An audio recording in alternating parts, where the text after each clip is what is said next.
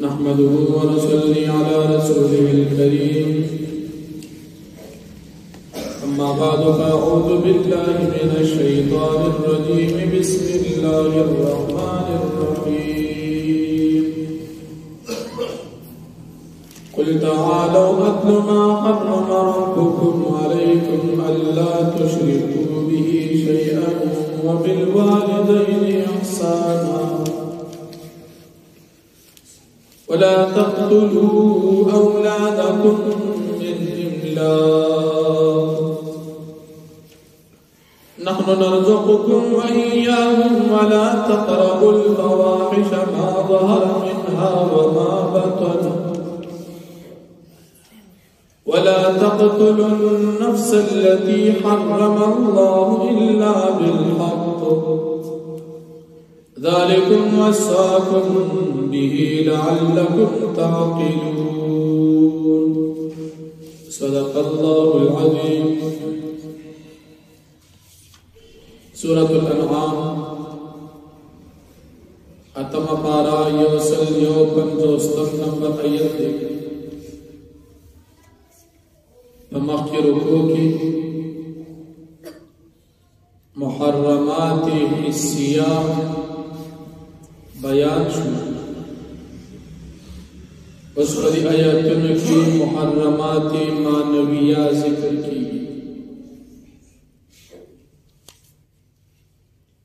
پدے رکوع کی لس اہم خبر ذکر کی او دھاغین بعد دا طول شریعت خلاصہ ذکر کی. اولنے اہم خبرہ اللہ پاک فرمائی تاسو زما سرا اس قسم شرک مکو چدا دا انسان پا ایمان کی بنیاد دی. دویم اہم خبرہ چدا مور پلار سرا احسان و خیگڑ کوئی. دریم اہم خبرہ چخبل اولاد دا غریبے دا وجنا مقتل کوئی. سلورما ہم خبرہ چی دا گناہ سے تمنز دیکھی گئی. پنزم اہم خبرہ چی بی گناہ قتل مکوئی. شپگما ہم خبرہ چی دا یتیمانان و مال پنا جائز طریقے سرا مخوری.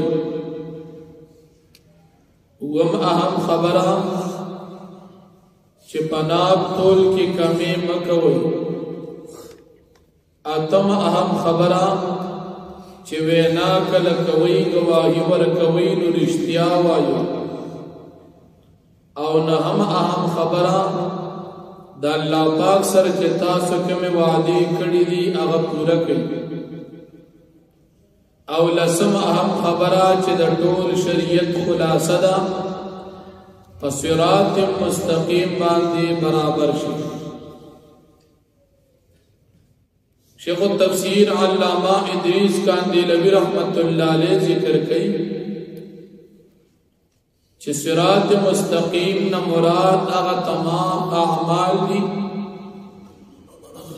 چھ اغاد اخیرت دپار مفید او امداد کون کی. او دا صراط مستقیم نباد نور لاری چی دا غین اللہ پاک من فرمائل دا وی دا دین مراد ہم تمام اعمال دی چاہاد اخیرت دا پار نقصانی بھی. ندا دا طول شریعت خلاصہ نیغلار اختیار کئی او پکگلار مزید نو نیغلار دا اخیرت دا چه اخیرت کے استاسو پکار راش دا طول شریعت دی دا پارا اللہ پاک دا احکامات دی دا پارا فرس کری دی چه تاسو اخیرت کے کامیاب شد. او پکگو لارو دا غیرو پلارو باندی مزید چه با اخیرت کے تاسو دا نقصان کو لرسی.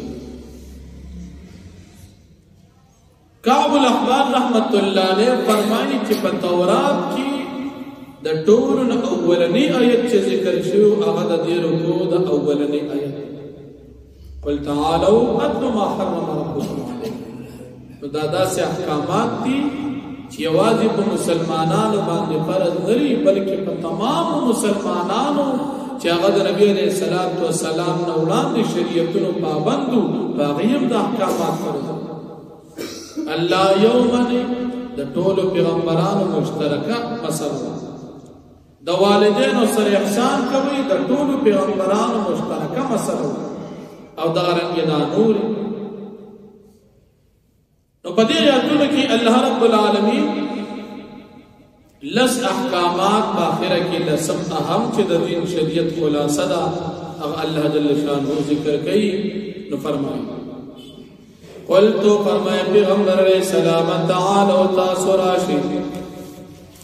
اتلو ذلولم ما حسو حرم ربکم علیکم چلا پاک حرام کری دی پتاسو باندی اللہ چیزو پتاسو حرام کری دی اغدت خیر چدا حرام خو مخی محرمات حسیو چو پنظر راتلل لکا دبوتانو بنو باندی منخت وغیرہ اس محرمات کے معنویہ دی اگر ذکر گئی ویزی در طویم اگر سری اللہ تشرکو باللہ بھی شیعات آجتا سو شرک مکوینا اللہ پاک سرا دہیس چیز اللہ حرام کردی شرک دا اللہ سر فضاد کی سوک شریکول یا پسیفتن کی دا دوار حرام دی پا ہر سکھ اللہ یوازی دا دا مسلمان دا ایمان بنیاد دی چې دا تمام نظام چلونکم الله دی او پناه کوونکم صرف الله دی دا تمام مخلوق هر څه کار الله کوي او د الله جل شانه سره په دې بادشاہي او ملکیت کې او په صفاتونو کې او په ذات کې څوک شریک نشته نیو دا چې تاسو شرک وکړئ وبالوالدین احسانا او نیکی کوي د مور پلار سره په انسان باندې د ټولو نه لوی احسان په بندګانو کې هغه د والدینو ځکه دنیا ته د انسان دراتک سبب د مور پلار د دې وجه الله پاک د خپل یووالي سره متصل د والدینو د احسان مسله ذکر کړي ولا تقتلوا اولادکم من املاق او تاسو مقتل کوي خپل اولاد د غریبۍ د وجنا نحن نرزقكم وإياهم من تاسو تم رزق درکو دوی تم رزق ورکو ولا تقربوا الفواحش ما ظهر منها وما بطن او تاسو نزدیکیږي ګناه تا چې ښکار ده او چې پټ ده هر قسم ګناه ده نزدیکیږي ولا تقتلوا النفس التي تاسو قتل کوي هغه نفس حرم الله جل پاک حرام کړی الا بالحق مگر دا قتل کوي چې دا قتل الله پاک حلال او جائز ګرځولې مسلمان مرګ په درو طریقو روا کیږي یو دا چې بل مسلمان قتل کړي نو قصاص ته د مرګ روان ویم یو سړی شادي شوه د یو زنا یو کړه نو دی رجمن قتل کول جایز دي او دریم یو سړی د مسلمان د دین اسلام پرې خو درې ورځې مهلت نه بعد کدی بیا مسلمان نشو نو دی به ارتدادن قتل دین علاوه د مسلمان قتل په هیڅ صورت باندې روان دی ذالکم وصاکم به دا کارونه چې دی په الله پاک تاسو حکم کوي لعلکم تعقلون د پارا دي چې تاسو عقل نه کار واخلئ ولا تقربوا مال اليتيم تاسو نزدیکیږي مال د یتیم تا الا بالتي مگر باغ طریقې سره احسن چا جائز ده حتا يبلغ اشد تر دې پورې چې ورسیږي خپل بلوغ ته واوفوا الكيل تاسو پورې کې خپل پیمانه او میزان او وزن بالقسط په انصاف باندې لا نكلف نفسا الا وسعها من نمکلف کو یو نفس مگر داغو د طاقت مطابق وإذا قلتم کل چې تاسو خبره کوي گواہی ورکوي فعدلوا انصاف نکار واقلی رښتیا وایي ولو كان ذا قربا اگر چې دا خبره مخالف د رشتہ دار وي